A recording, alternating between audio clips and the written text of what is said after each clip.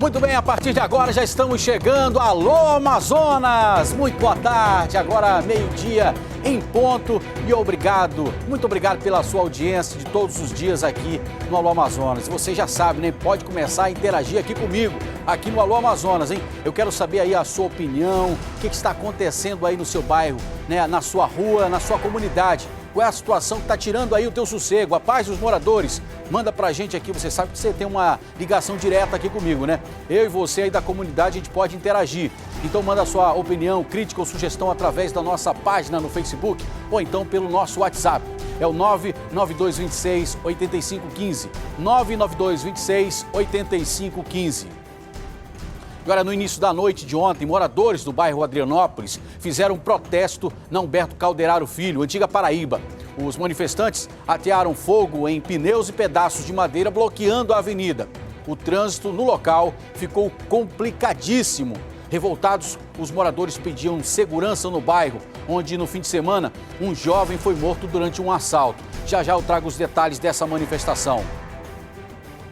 Não sei se você lembra do caso revoltante que nós mostramos aqui no Alô Amazonas, de uma jovem que estava grávida de 5 meses, que estava internada após perder o bebê durante um acidente de trânsito. Ela morreu hoje pela manhã e o que aumentou a revolta da família. A Catilane estava indo para o trabalho em uma motocicleta quando uma outra moto em alta velocidade bateu de frente com a moto que ela estava. Os causadores desse acidente estavam bêbados e portando drogas, mas mesmo assim pagaram fiança e foram liberados. Paulo, é mais um daqueles casos, né, que revolta toda a sociedade. A legislação sobre os crimes de trânsito precisa ser severa, não é verdade? Boa tarde. Boa tarde, Márcio, telespectador, telespectadora. Márcio, comumente, por exemplo, eu saudaria mais um dia de grande trabalho aqui no Alô Amazonas, de uma prestação de serviço que nós fazemos diariamente, com muita euforia, sabe? Mas diante dessa notícia, sabe, ela choca a todos nós, sabe? Porque de repente a vida humana ela é importante, sabe? O respeito ao semelhante é importantíssimo. Esse respeito é importantíssimo, sabe? Não pode, pura e simplesmente, alguém se arvorar o direito de encher a cara, sabe?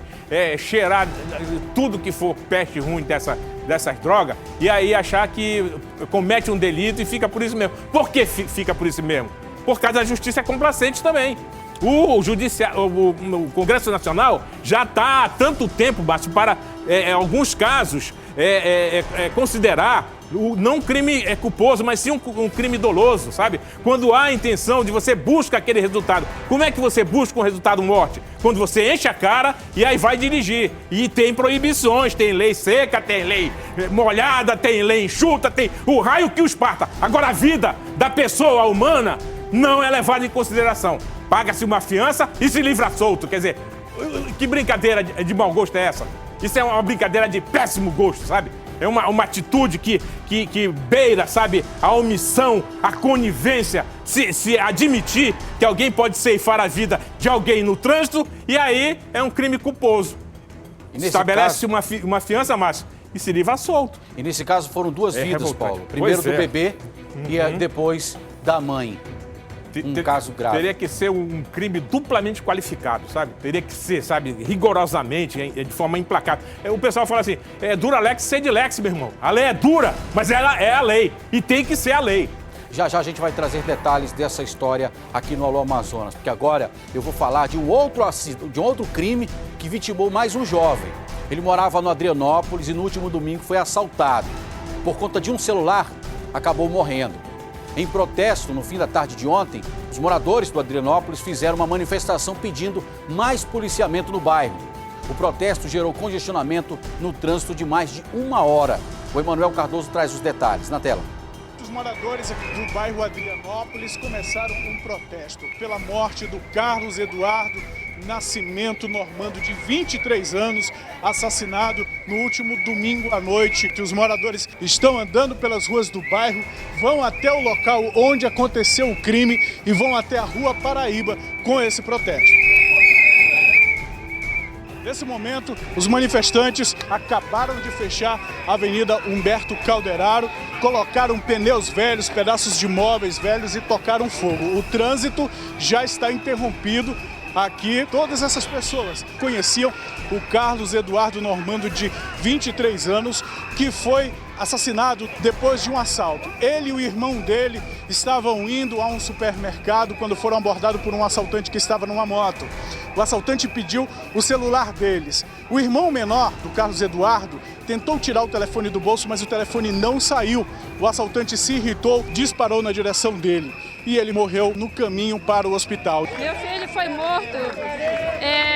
Parece esse pilantra aí que não tem o que fazer, tirou a vida do meu filho. Porque nós precisamos de polícia. A polícia não estão nem aí pra gente. Muitas vidas são ceifadas. Quero justiça, muita justiça mesmo. Nós estamos revoltados porque mataram meu sobrinho. Eu sou apaixonada, amada por ele. A justiça tem que ser feita. O governo tem que olhar isso. Estão matando muitos jovens, estão matando a juventude, estão matando a nossa vida. Nós precisamos de justiça, precisamos de saúde, de tudo nessa vida. Eu quero que o governador olhe por nós. Eles encerram essa manifestação com esse tributo, com essa homenagem ao Carlos Eduardo, assassinado depois de um assalto por conta de um celular no último domingo.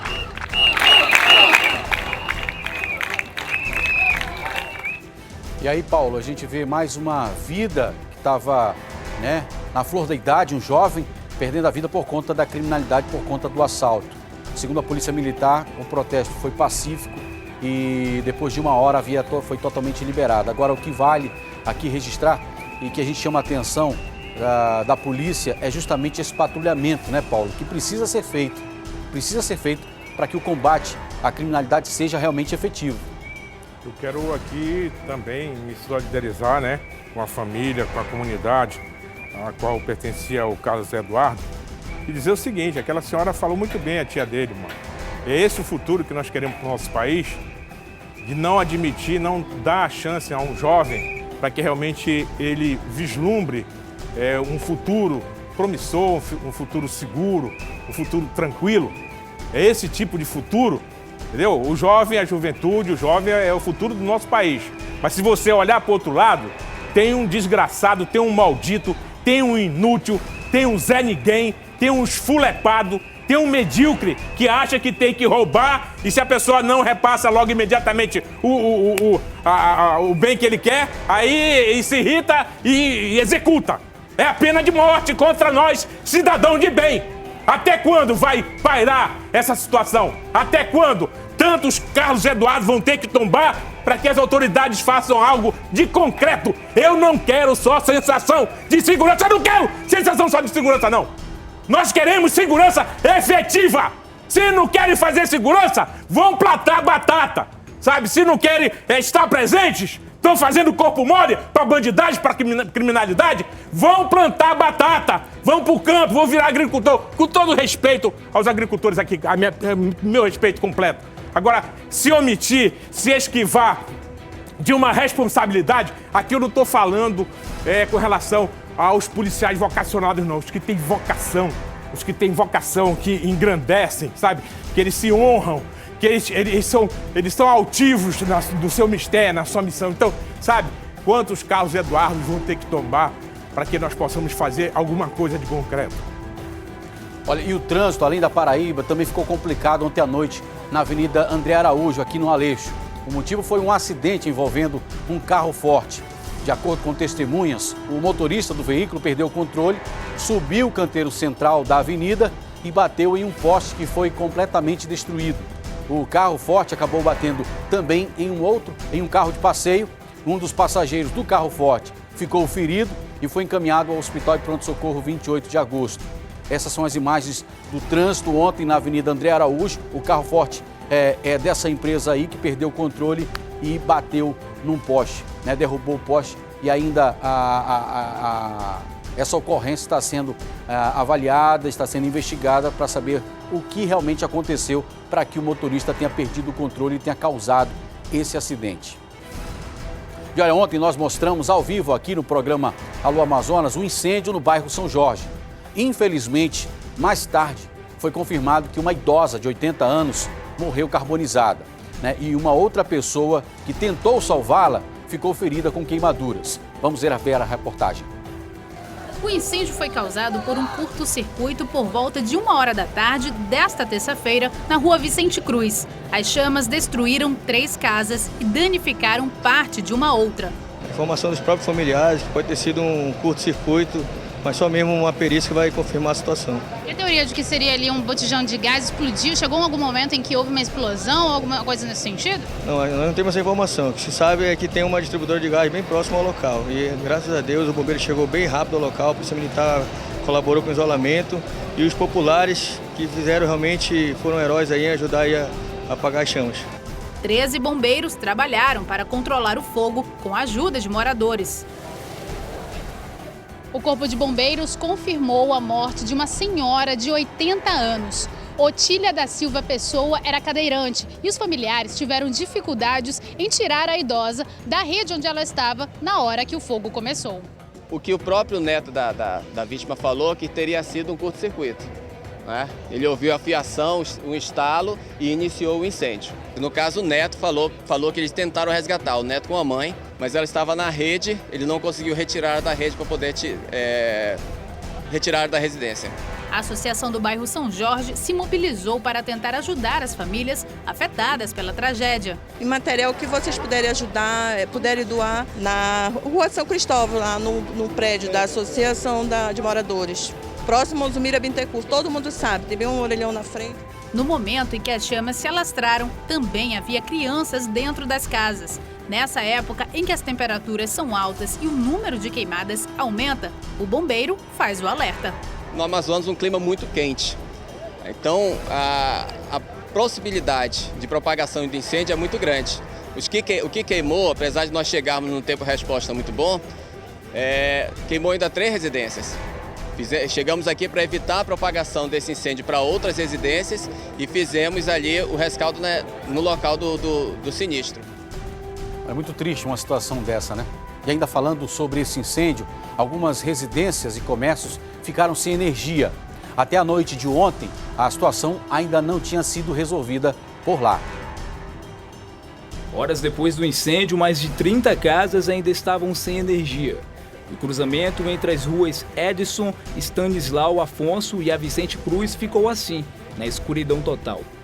Os moradores e comerciantes da área contaram que fizeram diversas ligações para a concessionária responsável pelo abastecimento de energia, mas nenhuma equipe apareceu para resolver o problema. A gente está sem energia nesse quarteirão todo.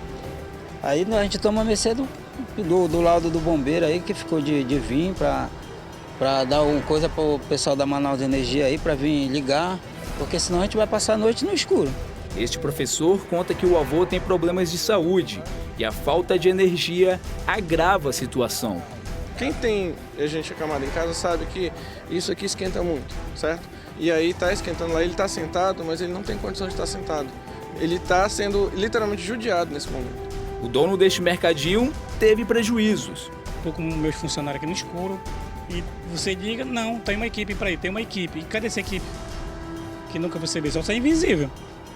Aí ela disse que era para me ligar até para a ouvidoria. Mas eu vou ligar para a ouvidoria para que uma hora dessa? Me responde. E agora, quem é que vai bancar meus prejuízos? Com todos os freezers que eu tenho, 12 freezers aí desligados. E até agora há pouco nós recebemos a informação de que a situação continua a mesma, né? Os comerciantes, os moradores ali das proximidades onde ocorreu o incêndio continuam sem energia. A Eletrobras informa que o incêndio, informou através de nota que o incêndio danificou um transformador, mas as equipes já estão trabalhando no local para normalizar até início da tarde de hoje o fornecimento de energia elétrica. Portanto, a gente pede aqui que os moradores, os comerciantes entrem em contato com a nossa produção para informar se realmente as equipes da Eletrobras estão no local trabalhando para trocar esse transformador, né? Porque a informação da concessionária é que as equipes estão no local, tentando agilizar o processo. Agora, resta saber se realmente esse trabalho está sendo feito lá na comunidade. E a gente vai ficar aguardando aqui para dar uma resposta ainda no programa de hoje. Agora, presta atenção nesse recado que eu tenho para você, hein? Se você procura uma educação de qualidade, professores qualificados, estrutura completa E tudo isso por um preço justo. Olha, meu amigo, o seu lugar é na Unip. Na Unip você encontra tudo isso e muito mais. Na Unip você estuda pagando mensalidades a partir de R$ 139, num grupo educacional presente em diversas cidades do Brasil. E conclui o seu curso superior sem dívidas e preocupações, pronto para enfrentar todos os desafios do mercado de trabalho.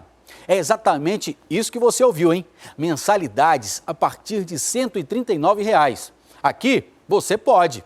E quer saber mais? Na Unip você faz a sua inscrição gratuitamente pelo site www.aquivocepode.com.br ou então pelo telefone 0800 725 0045, onde uma equipe está pronta para lhe atender e tirar todas as suas dúvidas. Pode comparar, é a melhor relação custo-benefício do mercado. Você tem todos os motivos para escolher a Unip. O que você está esperando, hein? Pega logo o telefone e liga agora mesmo para o 0800 725 0045 e inscreva-se já. Venha para a Unip. Aqui você pode. Olha, a polícia especializada em combate ao furto de energia, água, gás e serviços de telecomunicações está intensificando as fiscalizações. Ontem mais 2 empresas que trabalham com reciclagem de lixo nos bairros Puraquequara e São José Operário foram flagradas cometendo o crime de furto de energia, ou seja, famoso gato. Esse é o famoso gato.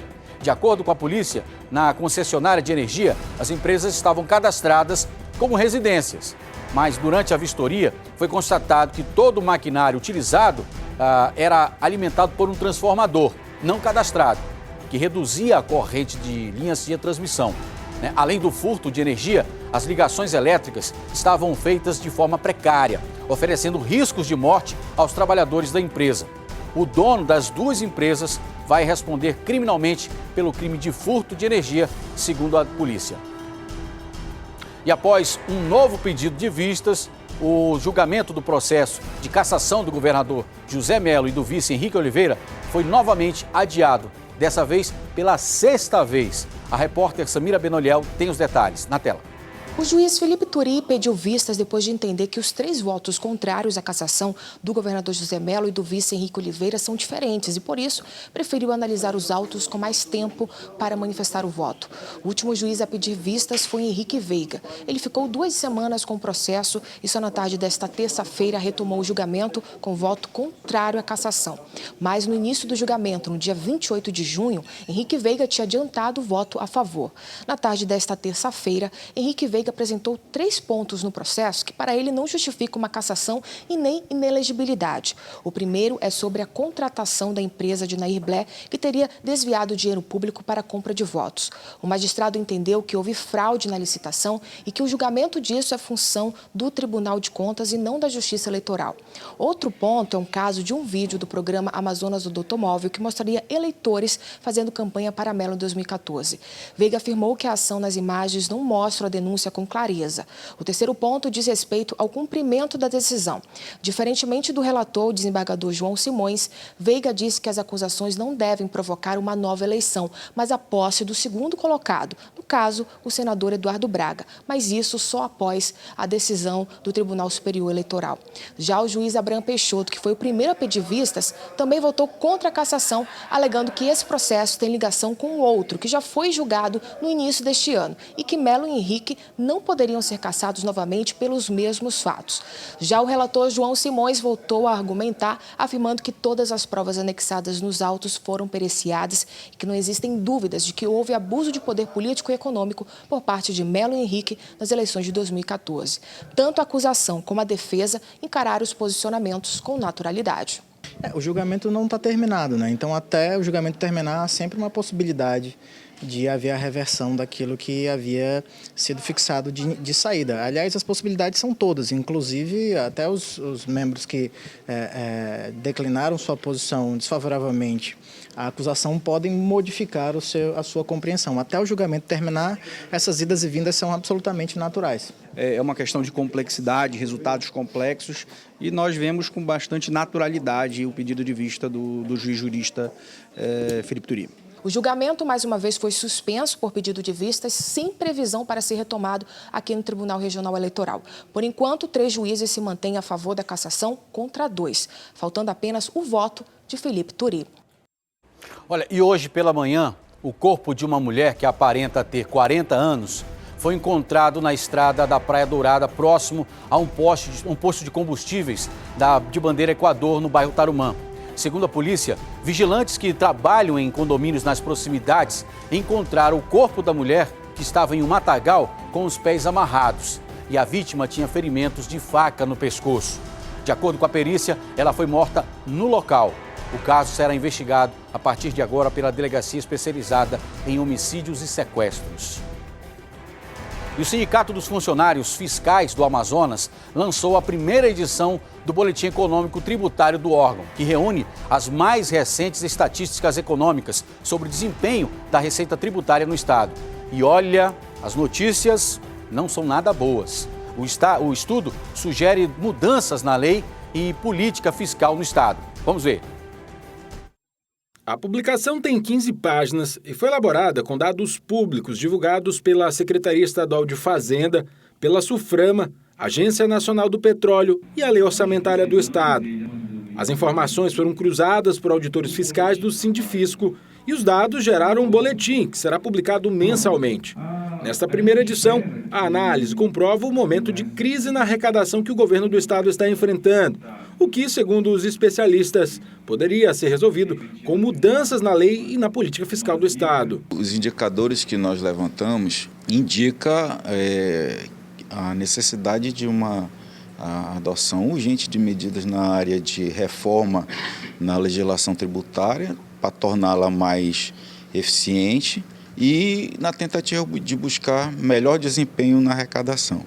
E aponta também para a necessidade da revisão da política de concessão de benefícios fiscais no que tange ao ICMS. Graças ao cruzamento dessas informações econômicas e tributárias, o Sindicato dos Auditores Fiscais também percebeu falhas na política de isenção fiscal concedida às empresas que se instalam no polo industrial de Manaus.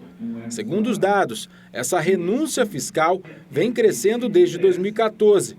Porém, o número de empregos gerados e os gastos dessas indústrias no mercado local só tem diminuído. Cada vez mais o Estado concedendo, liberando ICMS em ordem de manter as empresas com nível de competitividade. Esse estudo, ele é preliminar, ele não é um estudo acabado, mas já aponta da necessidade da revisão dessa política. Olha, se você quer saber mais detalhes sobre o boletim, você pode acessar o site do Sindifisco, sindifisco.am.org.br. Olha, já a gente vai falar da Catilane, que morreu. Ela estava internada desde a última sexta-feira, foi vítima de um acidente de moto, né? 2 homens entraram na contramão. Olha só as imagens, são chocantes, são revoltantes, porque eles foram detidos, estavam embriagados, foi confirmado que eles estavam embriagados, portando drogas, foram detidos e foram liberados. Já vou trazer essa história completa para você, não saia daí.